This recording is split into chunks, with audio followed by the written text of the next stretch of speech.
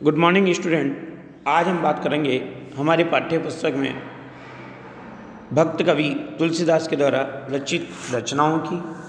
हमने पिछली क्लास में देखा कि तुलसी के काव्य में कौन सी विशेषताएं हैं, तुलसी का जीवन परिचय हमने देखा।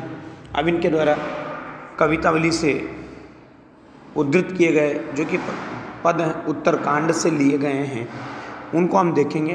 पहला पद देखिए, किस भी किसान कुल बणिक भिकारी बाट, चाकर चपल नट चोर चार चेट की, पेट को पड़त गुण गड़त चढ़त गिरी, अटत गहन गन अहन अखेट की, ऊंचे नीचे करम धर्म अधर्म करी, पेट ही को पचत बेचत बेटा बेट की, तुलसी बुझाई एक राम घन श्याम हिते, आगे बढ़वागी है बढ़िए आग पेट की।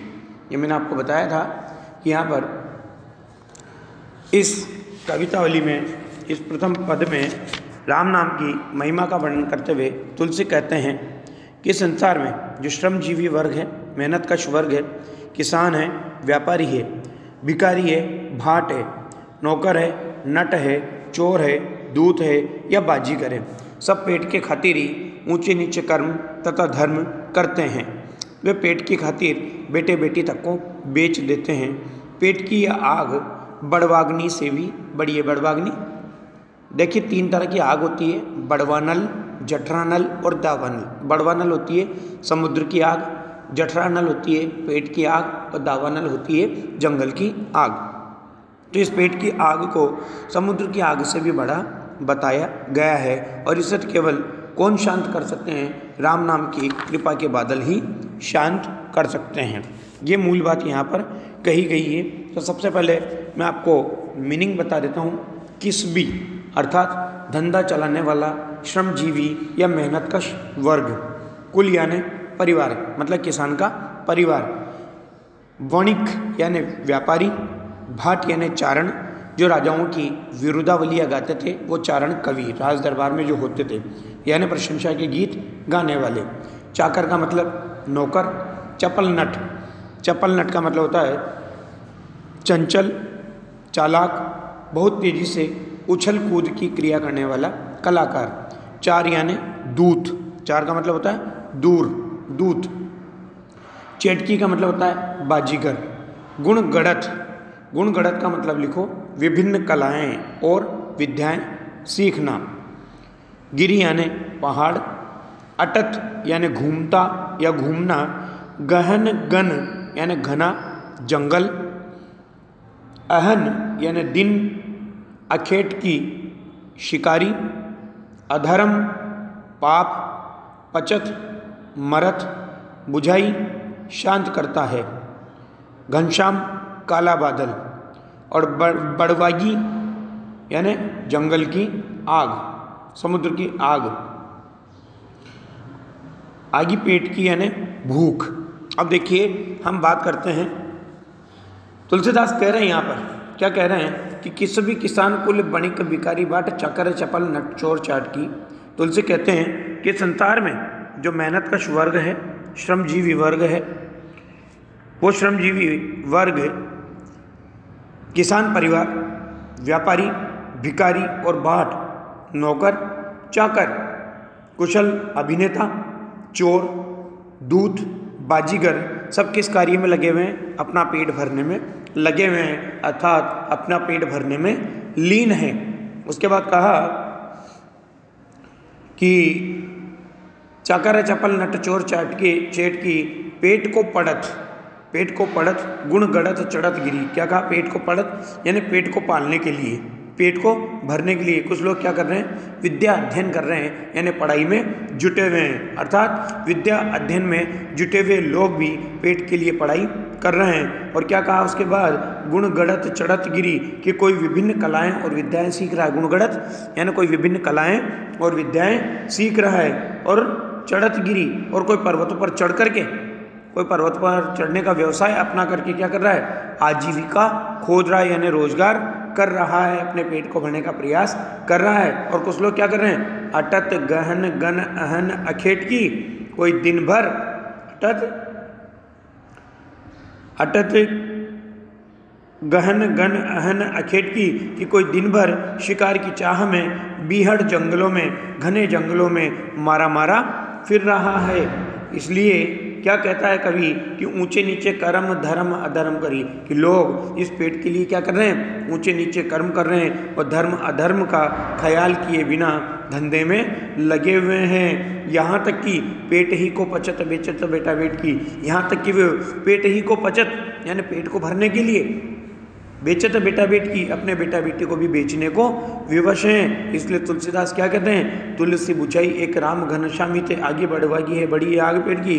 कि इसलिए तुलसीदास कहते हैं कि सचमुच आगे बढ़वागी बड़ी आग पेट की, सचमुच पेट की आग समुद्र की आग से भी अत्यधिक बड़ी है, अत्यधिक प्रबल है। इसलिए तुलसीदास कहते हैं कि बादल के समान कृपालु राम की कृपा से ही बुझाई एक राम घनश्यामी थे। घनश्यामी ने काले बादल, अभी बताया था मैंने कि एक तुलसी ने बताया कि काले बादलों के समान कृपालु राम की कृपा से ही अपनी भूख मिटाई जा सकती है। आशय यह है कि जिन पर प्रभु श्री राम की कृपा है उनको कभी संसार में भूखा नहीं रहना पड़ता।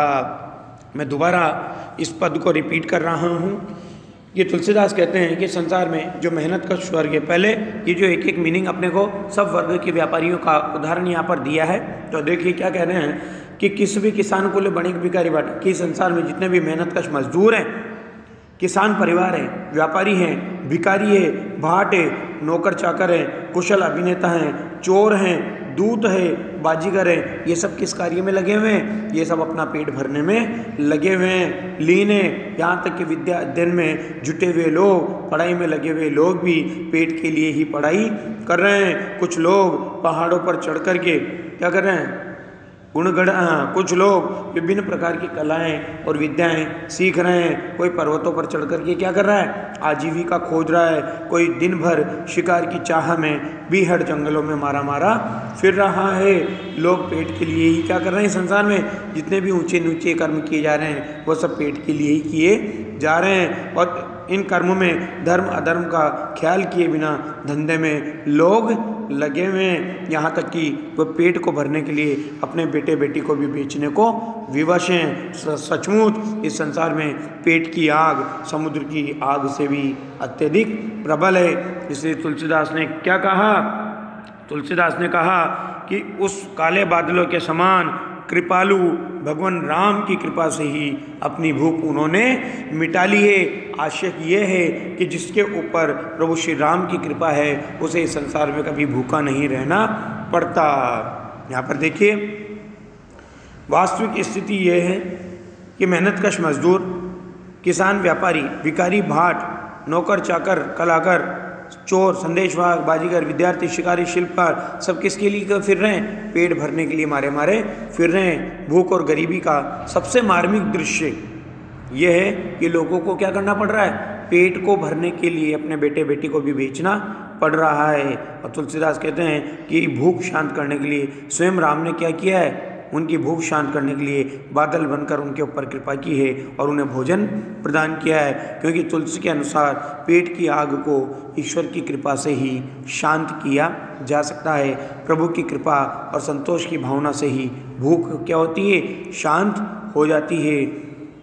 लोग पेट की भूख को शांत करने के लिए पढ़ाई कर रहे हैं, अन्य हुनर कलाएं सीख रहे हैं तथा पहाड़ों पर चढ़ चढ़ कर अनेक कर्तव्य कर रहे हैं। दुनियादारी के सब काम पेट की पूर्ति के लिए ही हो रहे हैं। इसलिए इस कवित्व में तुलसी ने पेट की आग अर्थात जठराग्नि की प्रचंडता का बड़ा कारुणिक और मर्म स्पर्शी चित्रण हमारे समक्ष प्रस्तुत किया है।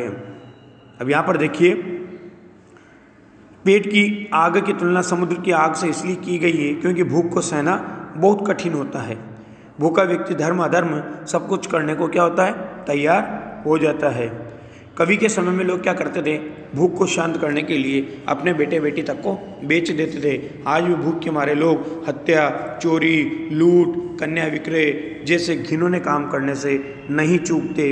वास्तव में भूखों के लिए दुनिया कभी नहीं बदलती। तुलसी के अनुसार ईश्वर की कृपा से क्या हो सकता है? भूख शांत हो सकती है। मैं भी इस बात से सहमत हूँ, क्योंकि मनुष्य चाहे जितने प्रयत्न कर ले, प्रभु की कृपा के बिना उसे अन्न नहीं मिल सकता। यदि ईश्वर की कृपा न हो तो अरबों रुपए का स्वामी भी भूखा प्यासा रहने को विवश हो सकता है। इसलिए हमें जो अन्न मिलता है उसे केवल मेहनत का फल ही नहीं मानना चाहिए, बल्कि ईश्वर की कृपा का फल भी मानना चाहिए। यहाँ पर देखिए, भाषा की अगर हम बात करते हैं तो बहुत ज़बरदस्त भाषा प्रवाह है। क वर्ण की आवृत्ति है, भ वर्ण की आवृत्ति है, च वर्ण की आवृत्ति है, प ग ढ वर्ण की आवृत्ति है, ग न आदि वर्णों की आवृत्ति है, तो अनुप्रास अलंकार बनता है। राम घनश्याम में रूपक अलंकार बनता है और अवधि भाषा का प्रयोग किया गया है यहाँ पर। इस प्रकार से इस पद में तुलसीदास के द्वारा उस समय की बेरोजगारी की स्थिति का चित्रण किया गया है, जो आज वर्तमान में भी हमें प्रासंगिक दिखाई देती है। सोचो, विचार करो कि 15वीं शताब्दी की स्थिति का चित्रण करके तुलसी ने आज वर्तमान की स्थिति का चित्रण कर दिया। इसलिए हमारे हिंदी साहित्य में तुलसी को समन्वयवाद का कवि भी कहा जाता है। धन्यवाद।